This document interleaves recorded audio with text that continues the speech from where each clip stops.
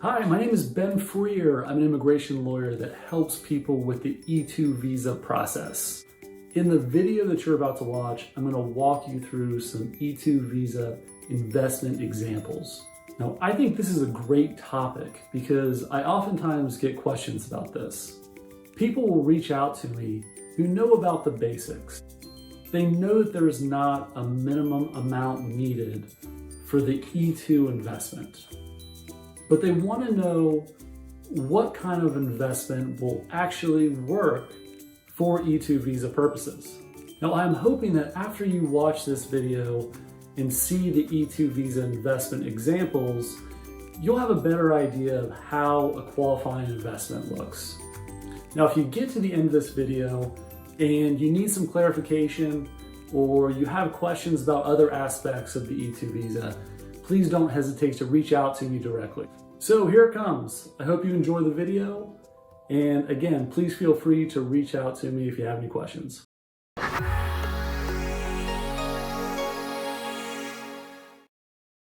Before I give you a few E-2 visa investment examples, I just want to give you a quick rundown of a few of the E-2 investment requirements that are important for the purposes of this video.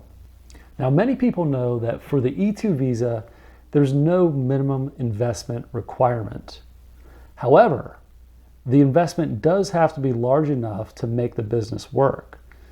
The investment also has to be committed to the business, which means that the money has to be actually spent as opposed to sitting idly in a bank account. Also, it's important to note that businesses with lower startup costs, usually around $100,000, require a larger percentage of the investment to be committed before the application can be made. Now, to be clear, there are other E-2 visa requirements that you're going to need to know about before you make your application. But for the purposes of this presentation, these are the only three principles that you need to understand in order to make sense of these examples. The investment must be large enough to successfully launch, the money must be committed, and lower investments require a higher level of commitment. All right, so now that we have that out of the way, let's jump into some of the examples. For example number one, we have Tim from New Zealand.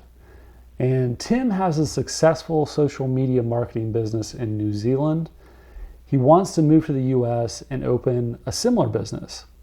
So he forms an LLC, he receives a taxpayer ID number, he opens a US bank account, and he transfers $50,000 US into the LLC's bank account. He drafts his own business plan that shows that he needs $50,000 to get this business up and running. So Tim's feeling pretty good about all this. The company's been formed, he has the money, he has a plan, he has the experience.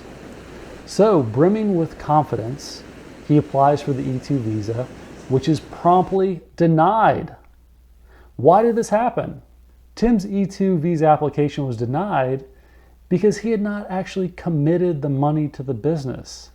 He had the money that he needed, but he didn't spend any of it. He formed the LLC on the cheap. He didn't hire a business plan writer. He didn't hire any lawyers. He didn't hire an accountant. He launched his business on a shoestring budget. And I understand why he would do that. Why would you want to spend more money than necessary to launch your business? But here's the reason. In the E-2 visa world, with no committed investment, there will be no E-2 visa business. If you want the E-2, you're going to need to spend money before you apply. So Tim was denied, and that certainly hurts. But this isn't the end of the road for Tim. The good news is that he can reapply. So here's what he could do to have a successful reapplication. In short, he can actually spend some money. Hire some professionals. Hire a business plan writer, an immigration lawyer, maybe an accountant. These expenses will be counted and they will show your level of commitment. Number two, he could consider office space. Now, I certainly don't want expensive office space either, so I can understand if Tim doesn't want it. But if Tim can sign a lease and prepay for at least a few months, that money that he's committed to his office is going to be counted towards the E2 investment. Tim could also purchase some equipment.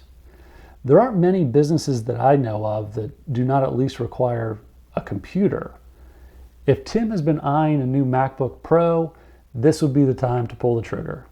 Tim could also spend money on marketing. For example, he could purchase Facebook ads. Now, as a social media marketer, Tim's going to understand the importance of this.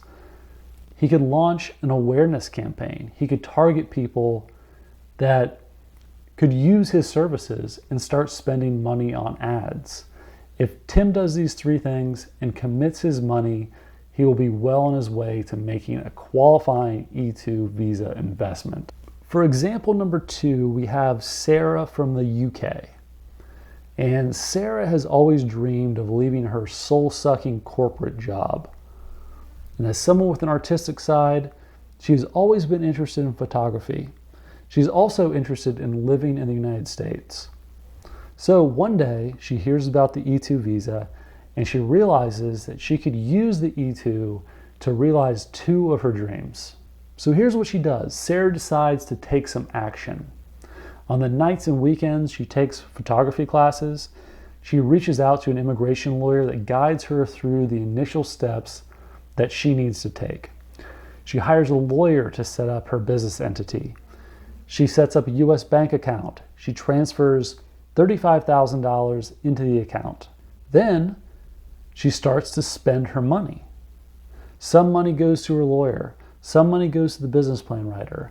She buys a new camera. She purchases lighting, a new computer, and editing software. She also spends some money on ads that target people in the area in which she will operate. After spending all the money that she needs to spend to start her business, her total investment tally is $25,000 with $10,000 in the bank for operating expenses. Now, this investment is modest, but it should work. It should work because she spent all that is needed to launch her business. For the third and final example, we have Stephen from Canada. And Stephen is an accomplished entrepreneur who has opened a number of critically acclaimed restaurants in Vancouver. And he is planning to open a fine dining restaurant in San Francisco. The startup costs for this operation are high. He needs to put down a hefty deposit for a lease. He also needs to purchase equipment, a designer for the space, public relations, staff, consultants, etc. When he adds up all of his expenses, the total amount that he needs to launch his business is $750,000, of which he has already committed $600,000 of. Since the startup costs are so high, a $600,000 committed investment, along with details on how he's going to spend the rest of the investment, should be sufficient for E2 visa purposes. So if you're thinking about the E2 visa, remember that you're ultimately going to have to show that 1, you've invested enough money to make the business work. 2, the money has been committed to the business. And 3, lower investments require a higher percentage of committed funds. I hope that these examples have been helpful.